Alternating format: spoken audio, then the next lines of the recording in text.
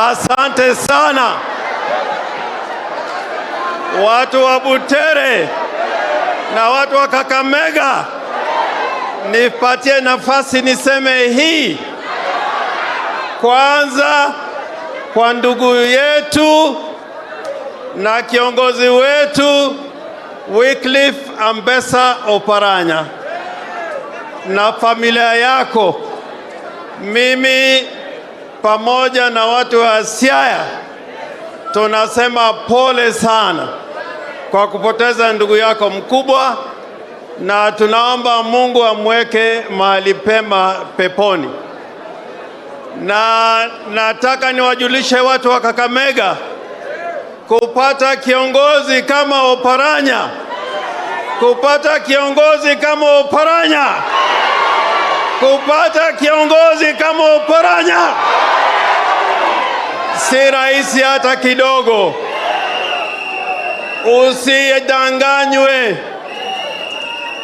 Oparanya amekuwa na majaribio, lakini akasema atasimama imara, na amesimama imara na baba Raila Amolo Odinga na wale viongozi wote, kama kiongozi wetu wa Wiper Stephen Kalonzo Musyoka, Eugene Wamalwa, Bwana Kioni na ndugu yangu Wajakoya ambao tulitoka naye nyumbani leo. Mimi nataka niseme hivi, na viongozi wetu wako hapa. Nataka niseme hivi, Kenya iko kwa hali ya uchungu. Kenya iko kwa hali ya uchungu. Nataka tujiulize kama viongozi, wakati Gen Z walijitokeza, niliangalia sehemu tatu ambao walienda. Mahali ya kwanza walienda mpaka wakaingia katika bunge, wakaingia mpaka bunge, na hii ilikuwa ni sawa sawa. Ya pili walienda mpaka Supreme Court, na baba, hawa vijana ni vijana wako, wakauliza maswali kule katika Supreme Court ya kwamba ile hot air ambayo mlikuwa mnasema, sasa leo ndio mnaona hot air ya kunyang'anya na kunyakua kura za Raila Amolo Odinga. Mahali ya tatu walitaka waende ni katika Ikulu. Sasa mimi nataka kuomba viongozi wenzangu, vijana, these gentlemen, these young men, they are serious more than any other generation. They are more serious than any other generation. They have done something we have not done as leaders. Within 14 days, cabinet yote imeenda.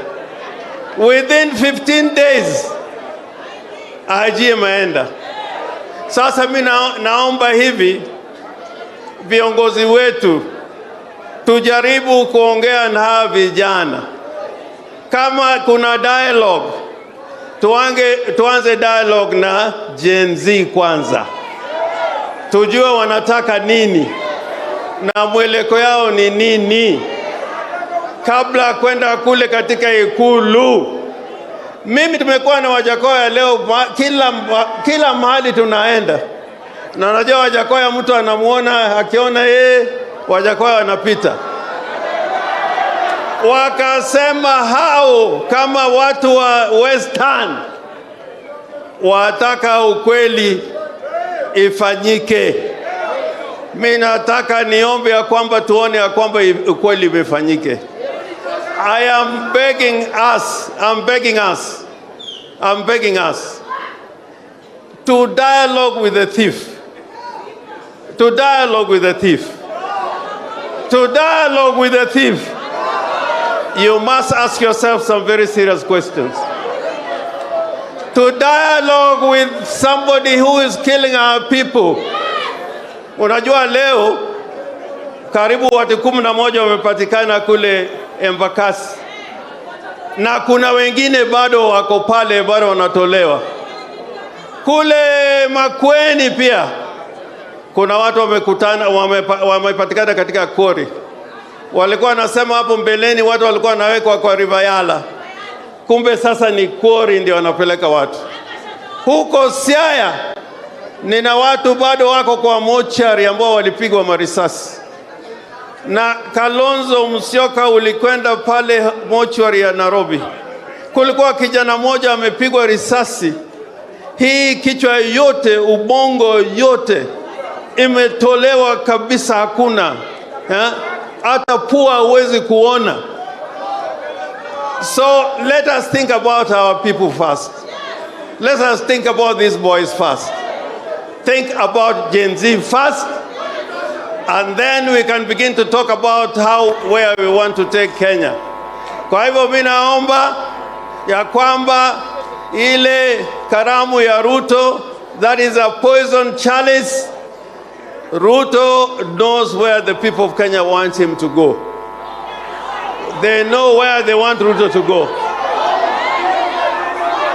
We talking to Ruto, this is the last word I want to say. Talking to Ruto is to assure his survival. Ruto is the one who is going to gain, because he'll be in power until 2027. Lakini Gen Z wametuonyesha kwamba with Gen Z we don't have to wait until 2027. We don't have to wait until 2027. Wangapi wanasema Ruto must go, Ruto must go, Ruto must go, must go,